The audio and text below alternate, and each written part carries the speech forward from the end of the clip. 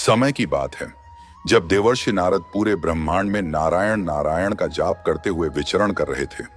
वे मानव जीवन की जटिलताओं और सृष्टि के रहस्यों को समझने के उद्देश्य से वैकुंठ पहुंचे।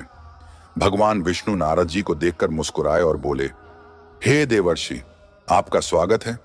आपके आगमन का उद्देश्य निश्चित ही कुछ महत्वपूर्ण होगा। अपनी जिज्ञासा प्रकट करें। नारद जी ने कहा, हे प्रभु, आपने सृष्टि में स्त्री और पुरुष को परस्पर पूरक बनाया, किंतु किन्नरों की उत्पत्ति कैसे हुई? वे न तो पूर्ण पुरुष हैं न पूर्ण स्त्री। कृपया इस रहस्य का समाधान करें। विष्णु जी गंभीर हुए और बोले, इसका उत्तर महाराज सुदन की कथा में छिपा है। सुनो, मैं तुम्हें विस्तार से यह कथा सुनाता हूं। पृथ्वी पर एक समय महाराज सुदन नाम के राजा राज्य करते थे। उनका राज्य सुख, शांति और समृद्धि का प्रतीक था। प्रजा उन्हें अपने पिता के समान मानती थी। वे धर्म के प्रति अटल, सत्यवादी और प्रजापालक थे। उनकी सुबह यज्ञ और ध्यान से शुरू होती और रात शास्त्रों के अध्ययन से समाप्त होती। उनका जीवन अनुकरणीय था। एक दिन महाराज सुदन शिकार के उद्देश्य से जंगल गए। उनके साथ उनके सेनापति और सैनिक भी थे। उन्होंने अपने प्रिय धनुष और बाण साथ लिए थे। जंगल का सौंदर्य अद्वितीय था। कोयल की मधुर ध्वनि, रंग बिरंगे फूल और पशु पक्षियों की अटखेलियां। जंगल में घूमते हुए महाराज सुदन कुमार वन नामक स्थान पर पहुंचे। यह वन अद्भुत था, स्वर्ग की तरह सुंदर, किंतु उसमें भगवान शिव की माया का प्रभाव था।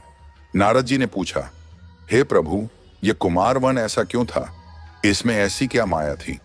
विष्णु जी ने उत्तर दिया, कुमार वन भगवान शिव और माता पार्वती का एकांत विश्राम स्थल था। माता पार्वती ने इसे संरक्षित रखने के लिए शिव जी से यह वरदान मांगा था कि कोई भी पुरुष इस वन में प्रवेश करते ही स्त्री बन जाए। यह वरदान इसलिए दिया गया क्योंकि एक बार सनकादिक मुनियों ने अज्ञानतावश उस स्थान पर प्रवेश किया था जब शिव और पार्वती एकांत में थे।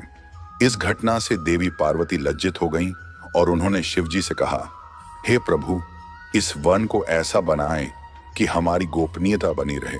शिव जी ने कहा, हे प्रिय, आज से यह वन ऐसा होगा कि यहां आने वाला प्रत्येक पुरुष स्त्री में परिवर्तित हो जाएगा।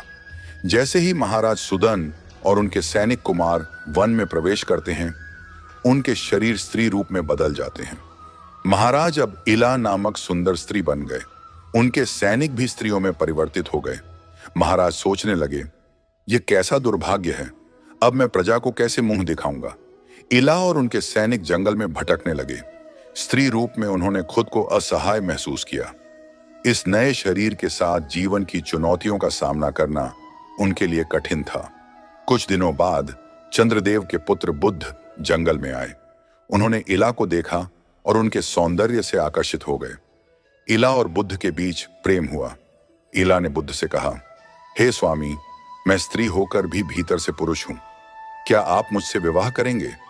बुद्ध ने उत्तर दिया, हे इला, प्रेम आत्मा का मिलन है। तुम्हारा अतीत मुझे स्वीकार है। मैं तुमसे विवाह करूंगा। इला और बुद्ध का विवाह संपन्न हुआ। उनके एक पुत्र हुआ जिसका नाम पुरुरवा रखा गया। वह आगे चलकर महान चक्रवर्ती सम्राट बने। कुछ समय बाद इला को अपने पूर्व जीवन की याद सताने लगी। उन्होंने वशिष्ठ मुनि का आह्वान किया। वशिष्ठ जी ने उनकी दशा को समझकर भगवान शिव से सहायता मांगी। भगवान शिव ने कहा, महाराज सुदन अब एक मांस पुरुष और एक मांस स्त्री रूप में रहेंगे। इससे उन्हें अपने दोनों स्वरूपों का अनुभव होगा। महाराज सुदन ने अपने पुत्र पुरुरवा को राज्य सौंप दिया और स्वयं तपस्या में लीन हो गए। उन्होंने नवकार मंत्र का जाप करते हुए देवी पार्वती की उपासना की। उनकी तपस्या से प्रसन्न होकर देवी पार्वती प्रकट हुई और उन्हें वरदान दिया, हे सुदन, अब तुम स्त्री पुरुष के द्वंद्व से मुक्त हो जाओगे और परम धाम को प्राप्त करोगे। भगवान विष्णु बोले, हे नारद, महाराज सुदन के जो सैनिक स्त्रियों में बदले, वे सुमेरु पर्वत के पास बस गए। वहीं से किन्नर जाति की उत्पत्ति हुई। वे न तो पूर्ण स्त्री हैं न पुरुष, किंतु वे शिव पार्वती के प्रिय हैं और दिव्य लोक में आदरणीय हैं।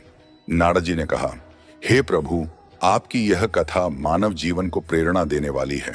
मैं इसे लोक में प्रचारित करूंगा। यह कथा हमें यह सिखाती है कि सृष्टि के हर रहस्य में ईश्वर की लीला छिपी है। भक्ति, तपस्या और सच्चे प्रेम से हर समस्या का समाधान हो सकता है। मित्रों, यदि आपको यह वीडियो पसंद आई हो तो इसे लाइक करें, चैनल को सब्सक्राइब करना न भूलें और अपनी राय कमेंट बॉक्स में जरूर साझा करें। मिलते हैं अगली वीडियो में एक नई कथा के साथ। जय श्री हरि कृष्णा।